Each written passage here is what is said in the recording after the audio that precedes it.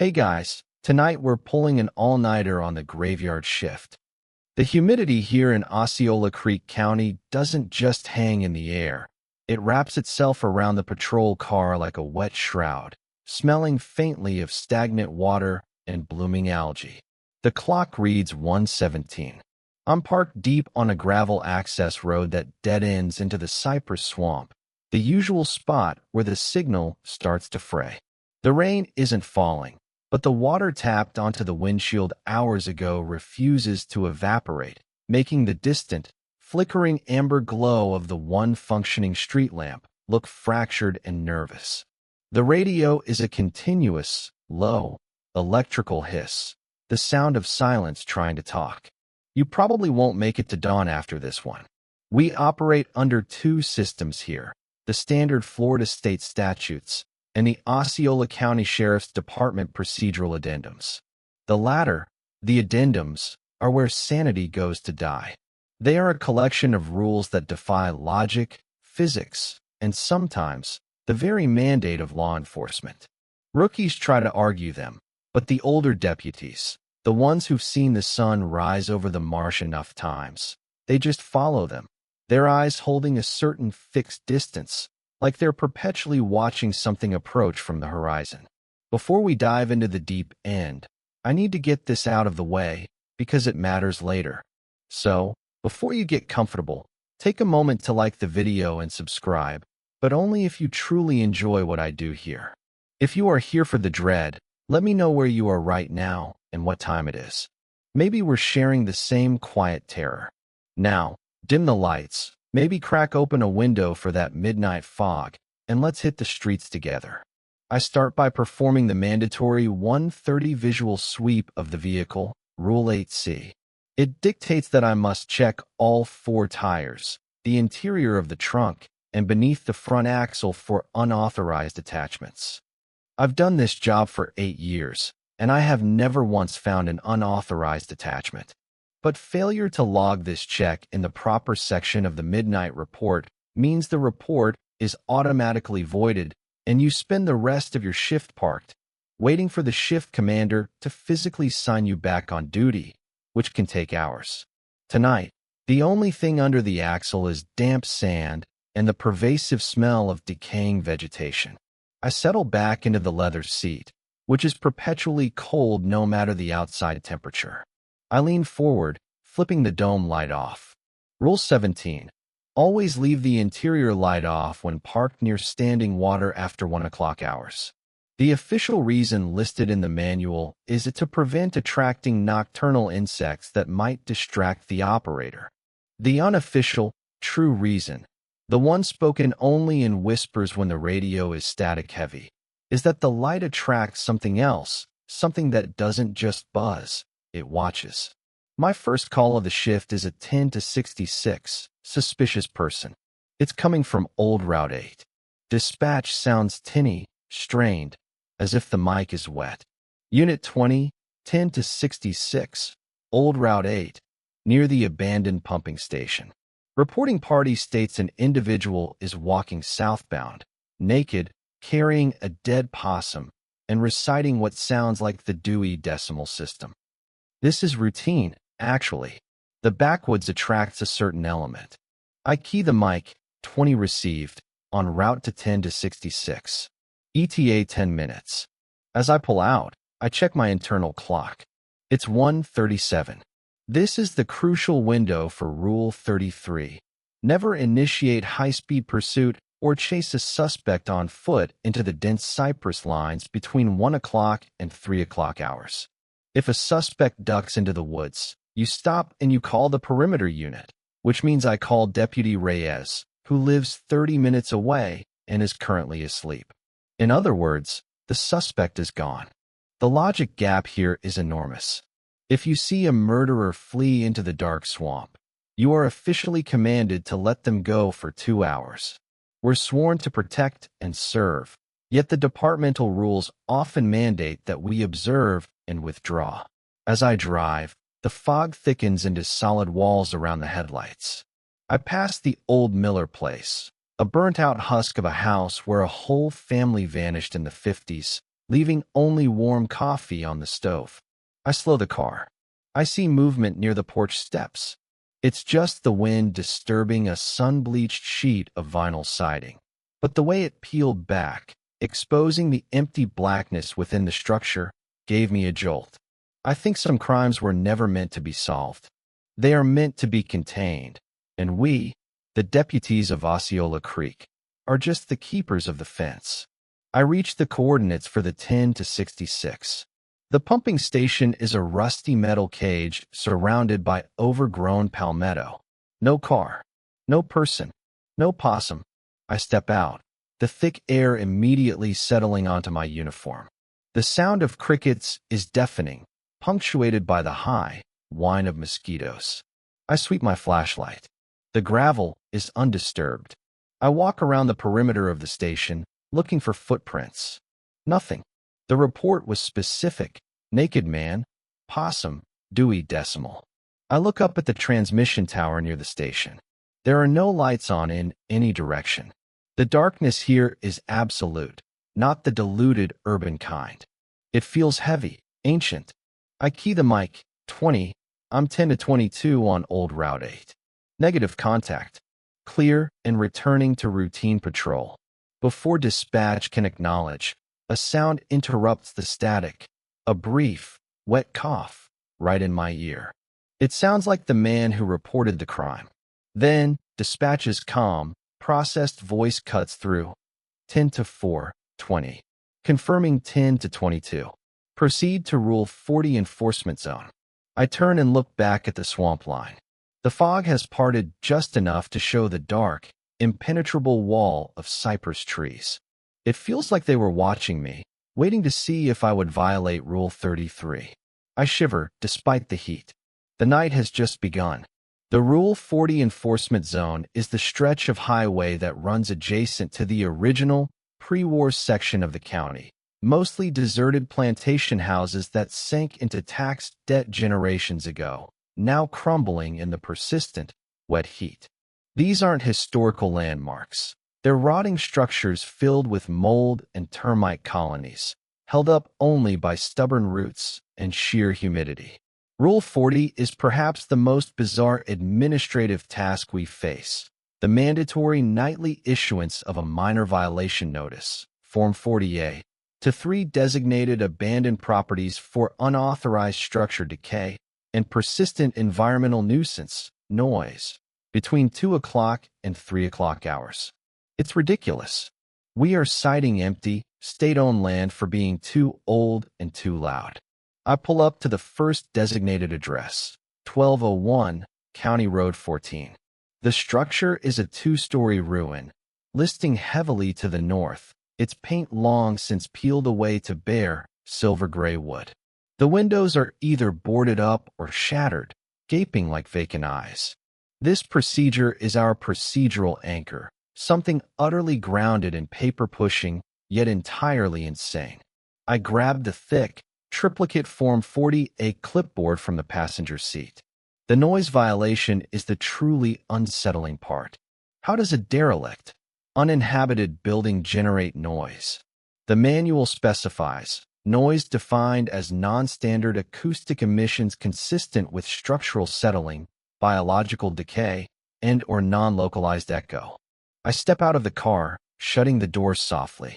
Rule 17 means I walk this stretch in near total darkness, using only my flashlight. The air here is dead still. I walk up the collapsing porch stairs. They creak loudly, confirming structural settling. But the secondary noise, the one that the older deputies talk about, is harder to pin down. It's usually described as a low, resonant hum, like a massive tuning fork vibrating deep underground, or perhaps the sound of the house breathing. Tonight, the hum is present. It's not loud, but it's palpable, a vibration that settles into the teeth and makes the bones feel loose. I pull out my pen, a standard issue black ballpoint, and begin filling out the citation. Name of responsible party: Osceola Creek Land Trust, deceased. Specific violation: persistent environmental nuisance, 207. Acoustic emission consistent with non-localized echo. As I write, the light from my flashlight cuts across the interior of the house through a broken window pane. I stop writing. I hear a sound from inside, a definite acoustic emission, far more specific than a generalized hum. It's the sound of a book dropping heavily onto a wooden floor, followed by the soft, almost shy sound of pages riffling, as if someone is hurriedly trying to find a specific passage. I freeze, flashlight beam steady. This is where procedure clashes with instinct.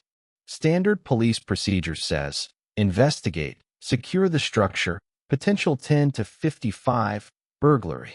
Rule 40 protocol dictates, complete the citation, affix it prominently, return to the vehicle, and do not make contact. The procedure is ritualistic. It feels like we are performing a strange, bureaucratic tribute to whatever occupies these empty places. I think some crimes were never meant to be solved. They were meant to be documented meticulously and then left alone. I finish the form, sign it, and use a small piece of weather-resistant tape to affix it firmly to the splintered wood of the front door. The date, July 14th. The time, 2:11. A timestamp of my proximity. As I turn to leave, I catch a detail I've never seen before. On the ground beside the porch, nestled in the damp earth, is a single, heavily mildewed library book. The cover is warped, almost dissolved, but the spine is still marginally readable. The call number, printed in faint, smudged white ink, reads 4.67D33. The Dewey Decimal System. The same thing the man was reciting on the radio less than an hour ago. I look back at the house. The humming has intensified slightly. The interior darkness seems thicker than the exterior night. I realize the noise violation isn't about the physical structure. It's about whatever is inside making the noises of an ordinary, disturbed life. And whatever it is, it just dropped its reading material. I retreat to the car quickly. As I'm sliding in, I glance at the rearview mirror. The interior is dark, per Rule 17, but the reflection in the mirror catches the barest flash of my running lights. In that momentary reflection, I see not just the back of my own head, but the upper outline of a second figure seated in the back seat. It's gaunt, perfectly still, and leaning slightly forward, as if reading over my shoulder. I whip around. The back seat is empty. Always empty. My heart hammers against my ribs. I chalk it up to a fatigue-induced flash of pareidolia, but the sensation of being intensely studied lingers. I key the mic, my voice shaking slightly despite the effort to keep it steady. Unit 20, proceeding to second Rule 40 location. Requesting immediate confirmation of all 10 to 66 calls logged this shift in my area. Dispatch responds instantly. Unit 20, confirmed 110 to 66 at 1:35 hours, Old Route 8. Suspect was clear and secured by Unit 11, 7 minutes after your departure. Situation Code 4. Suspect in custody, currently being booked. My blood goes cold. Unit 11 is Reyes. Reyes was asleep and 30 minutes away. And I was told I was 10 to 22, situation clear, no suspect. The confirmation sounds authoritative, but the data is physically impossible. I grip the wheel, my knuckles white. Either I am losing my mind in the quiet hours of 2:15, or the rules of this county are not just procedural oddities. They are deliberate contradictions designed to misdirect the patrol log, maybe even designed to cover up a successful capture by non-standard means. Or worse, designed to erase my involvement altogether. I think some crimes were never meant to be solved. They are meant to be outsourced to the shadows. I pull away from the listed house, leaving the citation affixed to the front door, a receipt for a fine that will never be paid by an entity that will never leave. I have 2 more houses to cite before 3 o'clock. The night is still young, and the rules are getting tighter. The next 40 minutes are a blur of damp paper and oppressive silence. I cite the second house, a persistent environmental nuisance consistent with the sound of rusty swings moving in a dead calm, and the third house, for unauthorized structure decay that somehow smells strongly of salt water miles inland. Each step, each signature, feels less like law enforcement and more like participating in a bizarre, mandatory maintenance ritual for the spirits of Osceola Creek. At 2:58, I'm back on my main patrol loop, heading toward the residential section, a small cluster of houses built 10 years ago, long before they realized the water table here was actively hostile. Just as the 3 o'clock mark passes, the radio crackles with an urgent, sharp static that sounds like tearing fabric, immediately followed by the standard dispatch tone. This is the sound of an emergency overriding all prior procedures. Unit 20, Code 52, active. Residence 449, Cypress Trail Lane. Reporting party, wife. Missing person, male, age 45, known to be a heavy sleeper. Missing within the last hour. Wife woke up, husband gone. Unit 20, proceed code 3, lights and sirens. I slam the lights on. The siren cuts through the humidity, a desperate, wailing sound. This is where the rules become actively dangerous. Rule 52. Mandatory 72-hour delay for all missing persons reported within the Osceola Creek boundary unless physical evidence of struggle is present. This rule is universally hated. The logic given is to prevent unnecessary expenditure of state resources on temporary disappearances due to spontaneous nocturnal disorientation. Bullshit. It's a cover-up, a way to ensure that if someone gets taken by whatever lives in the swamp, the search doesn't start until the window for finding them alive has closed entirely. The department's history is littered with cases where the delay was enforced, only for the victim to be found days later, miles into the marsh, invariably too late. But tonight, dispatch broke Rule 52. They issued the Code 52 active status instantly, demanding a Code 3 response. Someone upstairs is panicking, which means something is genuinely, physically wrong, or the supernatural entity dictating our procedures has changed its mind. I accelerate, tires gripping the wet asphalt. I pull up to 449 Cypress Trail. It's a small, modern ranch house, unnervingly normal except for the frantic woman standing in the driveway. I kill the siren and the flashing lights. I approach the wife, Mrs. Elena Rivas. She's distraught, wearing a thin robe. He's just gone, deputy. I woke up, and the bed was empty. The door was unlocked, and he's not the type to walk. I maintain my calm investigator voice. Ma'am, I need you to walk me through the apartment. Did he leave a note? Did he have a medical condition? As she leads me inside, I feel the internal conflict churning. Protocol requires me to file the missing person report using Form 52B, but the form has an additional constraint. All 52B forms concerning disappearances near the swamp must be completed using blue ink only and filed between 3 o'clock and 3:30 hours. Any report filed outside this window or with black ink is subject to immediate disciplinary review and destruction. It's completely arbitrary. Blue ink. Specific time window. It's a magical constraint, designed to make the report either valid or invalid to something unseen. We walk into the bedroom. The bedsheets are pulled back smoothly on the husband's side, almost too neat. There's no sign of struggle. I start the official questioning, pulling out my notepad and standard issue black pen. I look down at my notes. I don't have a blue pen. I always use black. This small procedural failure could invalidate the report, sending us back into the 72-hour delay. I look around the room frantically. I spot a faded, children's drawing on the nightstand, a messy portrait of a man, likely the husband. Beside it is a small, dusty cup holding 3 writing instruments, a broken crayon, a cheap promotional pen, and a bright blue gel pen. Relief washes over me, immediately followed by dread. Why was the blue pen placed so conveniently? I grab the blue pen. It feels strangely cold, heavy. I ask Mrs. Rivas, Ma'am, did you hear anything at all? A car? A sound outside. She shakes her head, tears streaming. Just the silence. It was too quiet. And then, I smelled the fog. It was thick, even inside the house. It smelled like sulfur and wet dirt. I start filling out the 52B form, writing quickly in the mandated blue ink. Time is 3:15. I am within the window. But the moment the tip of the blue pen touches the paper, the environment changes. The air pressure in the room seems to drop violently. The overhead light fixture above us lets out a high-pitched, desperate whine.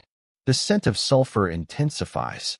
Mrs. Rivas suddenly clutches my arm, her eyes wide, staring past me at the bedroom door. "He wouldn't leave his phone," she whispers hysterically. "He always has his phone." I turn to look where she's pointing. Hanging innocuously from the back of the open bedroom door is a coat rack. And hanging from a hook, swinging gently despite the still air, is the missing man's car keys, house keys, and his work ID lanyard. But that's not what drew her attention. I think some crimes were never meant to be solved. Some evidence was never meant to be found. Sitting neatly on the floor beneath the swinging lanyard is the missing man's cell phone. It's unlocked, and the screen is glowing faintly. I approach it cautiously. The phone is displaying a single image in the photo gallery. It's a selfie taken just moments ago. It shows the man's face, pale and strained, but he's clearly standing in front of something, a wall of dark, wet wood. And behind him, partially obscured by the shadow, is the distinctive corner of the number plate I issued minutes ago. The 40A citation I taped to the derelict house on County Road 14. He didn't wander off. He was taken to the place I was just documenting. But the terrifying part is the time stamp on the photo. It reads 3:14. It is currently 3:17. He was standing there, miles away, in the presence of that decay, 2 minutes after I left the scene. He traveled across the county instantaneously. And then, the phone rings. It's a restricted number. I look at Mrs. Rivas. "Ma'am, stay here." I pick up the phone, heart pounding, and answer. The voice on the other end is deep, metallic, and sounds like it's speaking from underwater. It doesn't say hello. It says 3 words, directly quoting the text from the top of the Form 52B I am holding. Blue ink only. Then the line goes dead. I stare at the blue ink on the form, the ink I had been forced to use. I realized the rules weren't just about controlling us. They were about regulating their acquisition process. I filed a report, carefully detailing the location of the missing person's last known photograph, even though I know it makes no logistical sense. I return the blue pen to the cup, and as I do, the ambient noise in the house returns to normal. The 72-hour clock has begun, regardless of the active status. I just documented a capture ritual, not a police report. I leave 449, Cypress Trail Lane at 3:25, the weight of the missing man's blue ink file heavy on my clipboard. The wife is now sitting quietly on her porch, wrapped in a blanket, staring blankly into the humid night. I know I won't see that man again. He was officially logged, which means he was officially claimed. The air outside feels thick and adhesive. The fog is worse now, luminous and oily, clinging to the pavement. It feels less like weather and more like an atmospheric concealment device. I drive aimlessly for 10 minutes, trying to rationalize the timestamp, the blue ink command, and the impossible speed with which the victim was transported. The fact that dispatch initiated the code 52 only to have the rules reassert themselves through the phone call suggests that even the department is divided, some fighting the rules, and some serving the underlying force. Then I see it. A dark sedan, moving silently and without lights, weaving slightly across the center line ahead of me on Route 12, the main artery leading straight into the deepest section of the Osceola Creek boundary. I hit the spotlights. The vehicle is a battered, older model, black or deep maroon, with heavily tinted windows. It bears no discernible license plate, just a rusted rectangle where the plate should be. This is a clear violation, and the vehicle is moving fast toward the exclusion zone. Instinct, the real kind of instinct that precedes the departmental mandates, overrides the terror of the rules. I flip the switch, activating pursuit. Unit 20, initiating traffic stop. Vehicle proceeding southbound. No plates, no lights. Speed approximately 85 in a 45 zone. Location Route 12, approaching mile marker 6. The moment I say pursuit, the driver accelerates violently. Dispatch answers immediately, their voice strained. Unit 20, be advised, mile marker 6 is 300 yards from the Rule 33 demarcation line.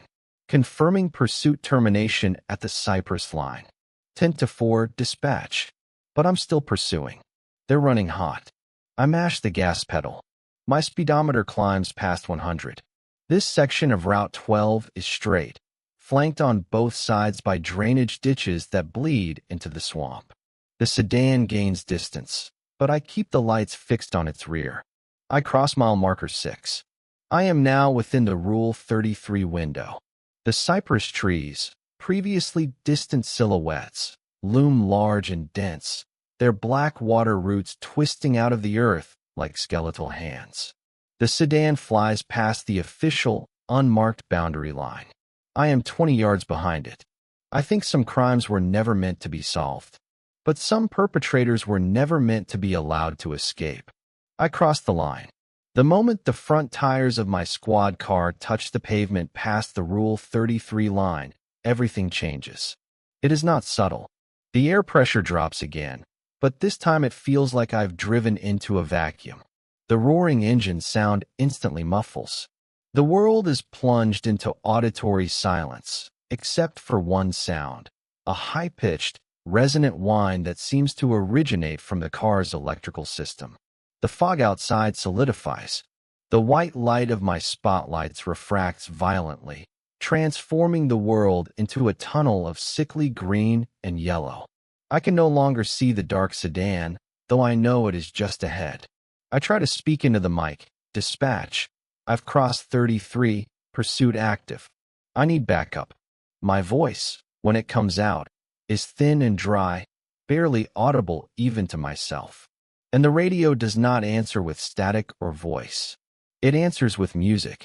It is a faint, tinny melody, the sound of a carousel organ playing a cheerful, utterly discordant tune. It is terrifying because it is out of place and persistent. I look down at my dashboard. The odometer, which should be increasing steadily, is flickering wildly between three different, impossibly close mileages, for 100.1, for 100.2, for 100.3. It's cycling so fast that the numbers blur. I am moving at over 100 miles per hour, yet my distance traveled is negligible. I am driving extremely fast, but I am remaining in the same 3-foot segment of road. I slam on the brakes, hard. The car screeches, but the screech sounds distant, belonging to a different vehicle. I slide to a stop. I am stationary, sitting right in the middle of Route 12. The black sedan is nowhere. It has vanished completely. I check my mirrors. The road behind me is perfectly straight, disappearing instantly into the luminous green fog. I look at the trees. The cypress line is right next to the car door. It's too close. The trees are huge, ancient, and they feel animate. I violated the cardinal rule, and now I am stationary in its territory. The carousel music fades slowly, replaced by that electrical whine.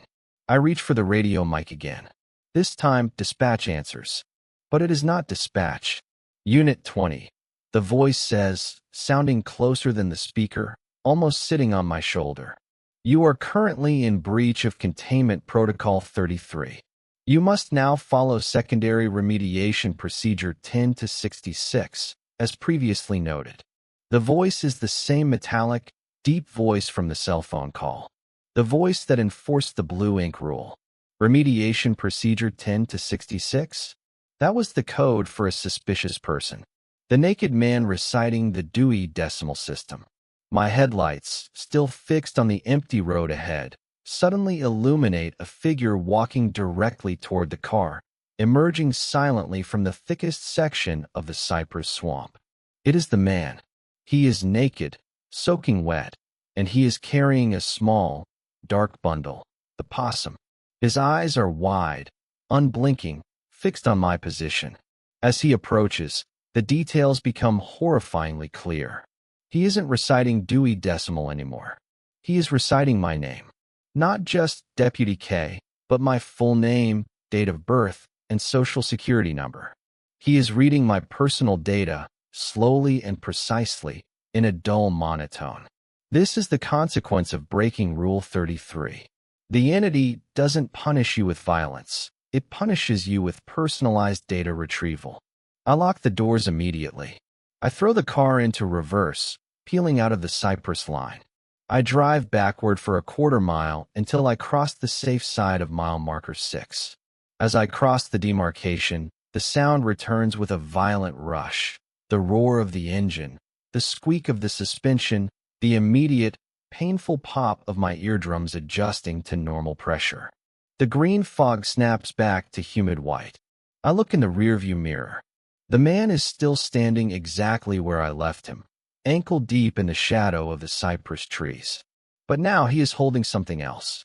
He is holding the blue ink Form 52B, the missing person report I filed minutes ago.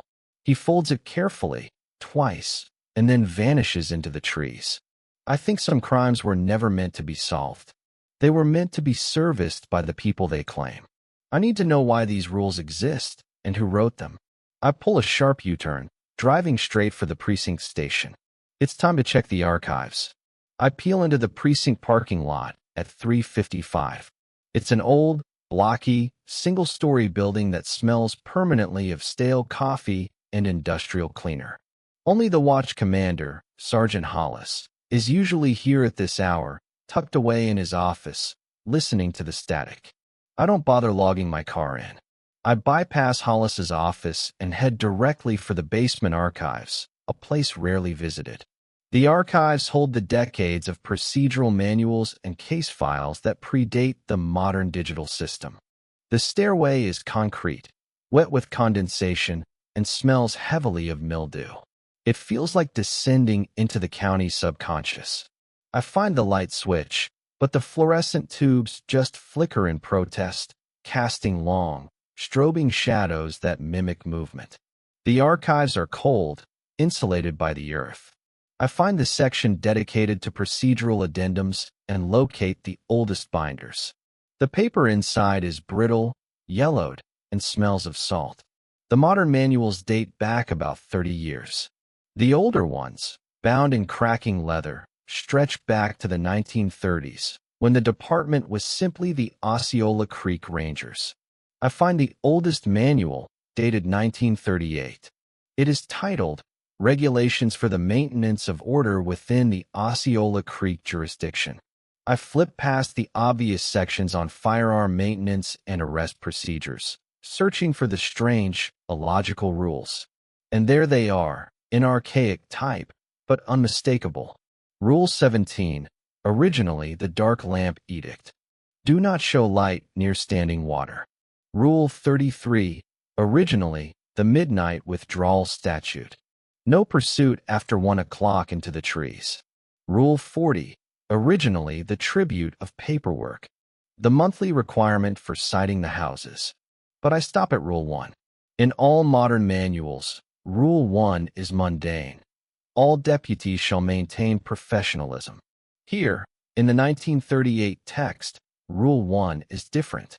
It is handwritten in a deep, vibrant blue ink, standing out from the surrounding printed text. Rule 1. The procedures herein are not designed for the safety of the officer, nor for the effective enforcement of state law. They are enacted solely for the purpose of acknowledge and containment, AIC, regarding the deep ecology.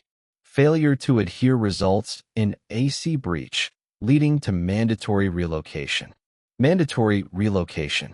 That's what happened to Mr. Rivas. That's what the naked man was reciting, the data needed for my own relocation. The shock of the explicit confirmation is dizzying. We are not police. We are janitors of a dimensional boundary. The rules aren't illogical. They are a cult protocol. I think some crimes were never meant to be solved. They were meant to be continuously fed. I continue reading the handwritten addition to Rule 1. It details the process of acknowledge and containment. The 72-hour delay, Rule 52, is specified as the minimum time required for assimilation and structural stabilization of the new component. The blue ink requirement is listed as the signature medium of the keeper of the boundaries. I realized the naked man was the keeper, and the blue ink in Mrs. Rivas's pen cup was not luck. It was provided for the necessary paperwork transfer. My hands are shaking as I turn the next page, which details historical breaches. I am looking for the mention of officers who failed to follow the rules, those who were relocated. The section is a ledger of names and dates, almost all from the 1940s and 50s.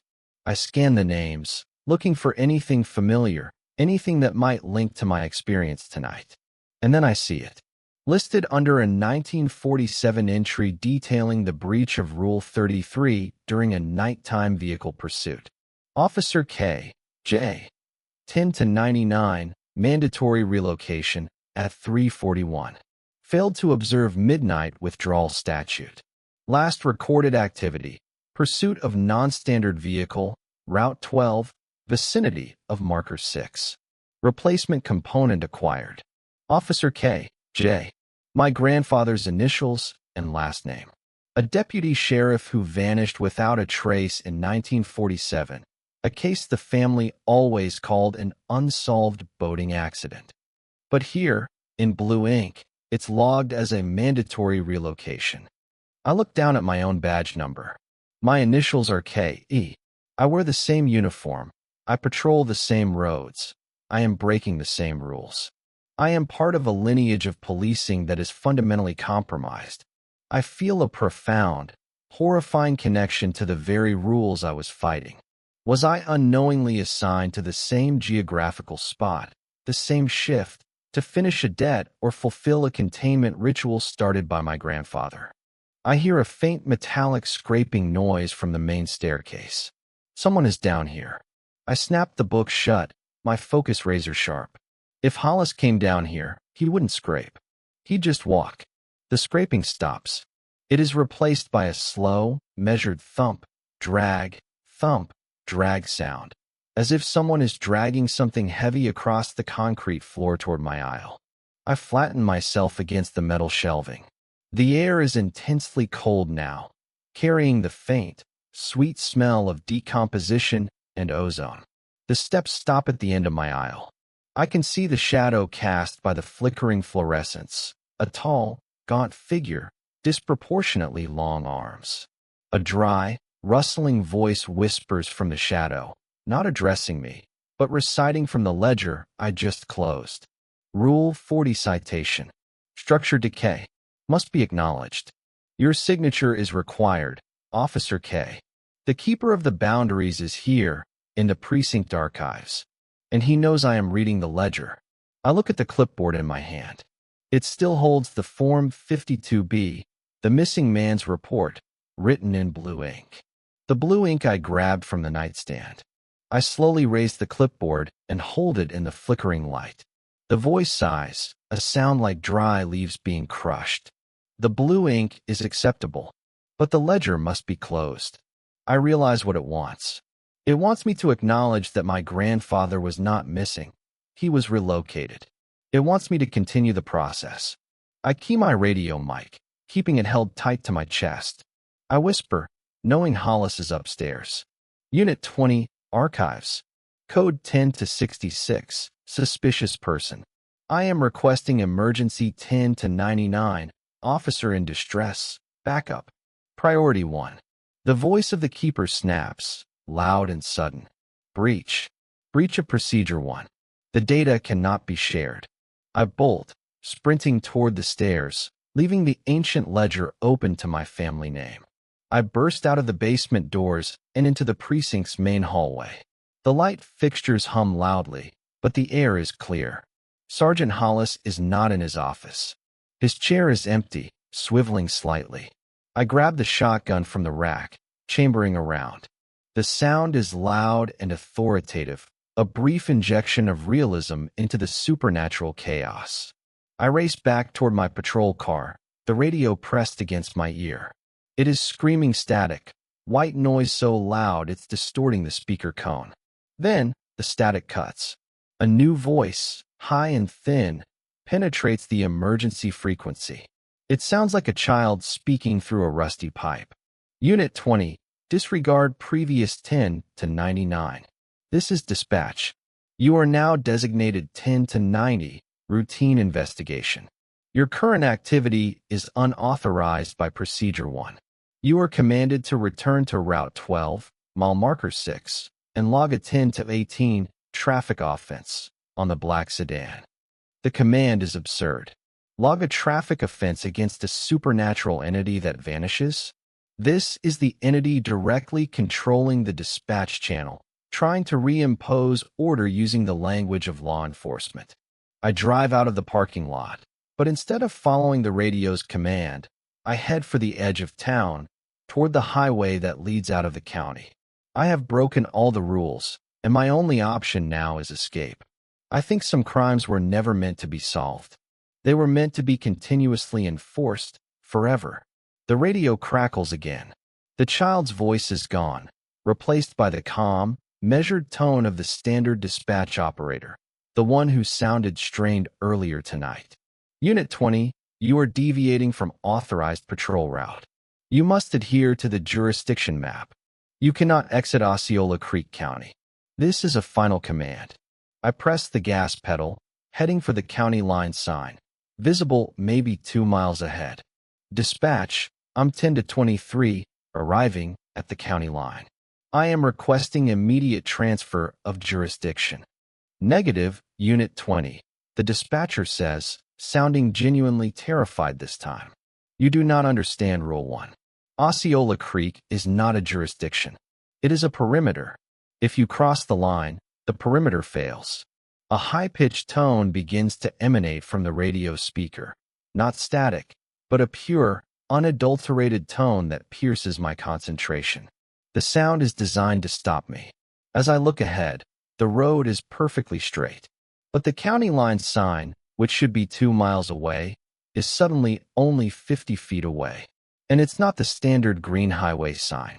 It is a massive, black, metal barrier, towering 20 feet high, spanning the entire width of the highway. It looks like a sealed gate, and stamped across the center of the gate, in glowing, iridescent blue paint, are the 3 digits of my badge number, 20. I slam the brakes, tires screeching again. I stop inches from the barrier. The air around the gate vibrates with energy.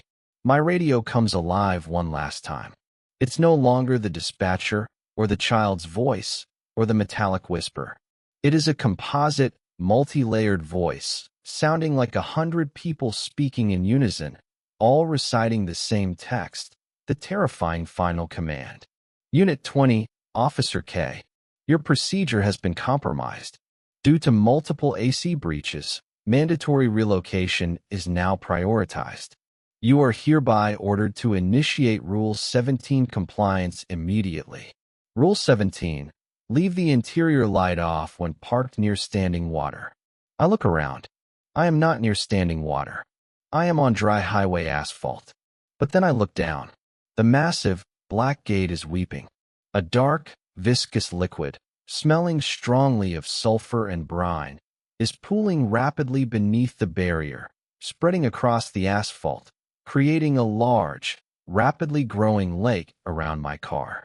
The black pool is reflecting the interior of my car. I remember Rule 17. Don't let the light attract something else when parked near water. I look at the pool of black water forming around the tires. And then I look up at the dome light in the patrol car ceiling. I had turned it on when I came out of the archives and forgot to switch it off when I jumped back in. The bright white light is illuminating my face perfectly, a perfect beacon. The reflection in the pool of water is no longer mine. It is the naked man, the keeper, standing just outside my driver's side door, his hand resting gently on the glass. He is not reflected from the actual world. He is reflected from the water. He looks up at my illuminated face. "Thank you for the light, Officer K." The composite voice whispers from the radio, the reflection, and the space between the seats. The procedures are complete. The structure is maintained.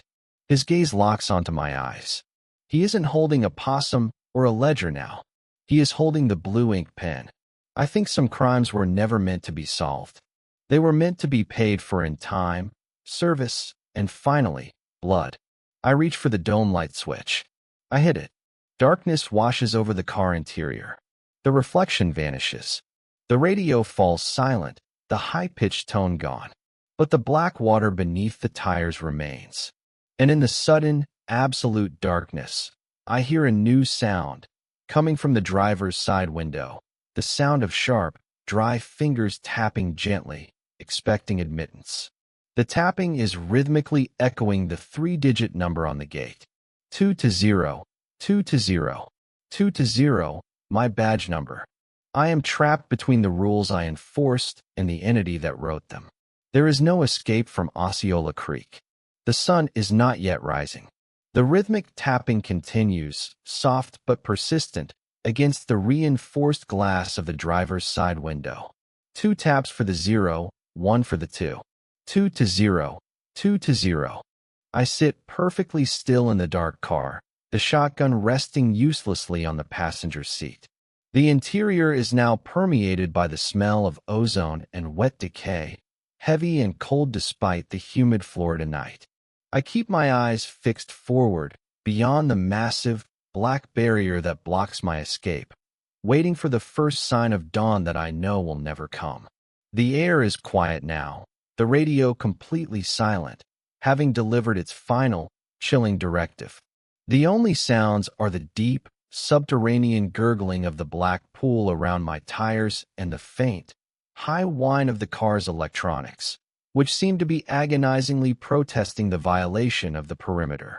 I reach slowly into my pocket and pull out my badge, running my thumb over the raised metal of my number.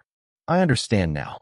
The rules of Osceola Creek are not arbitrary regulations left over from some bygone era of rural bureaucracy. They are a sophisticated, generational feeding schedule, ensuring a steady supply of resources, the relocated individuals, and constant acknowledgement, the citations and specific reports,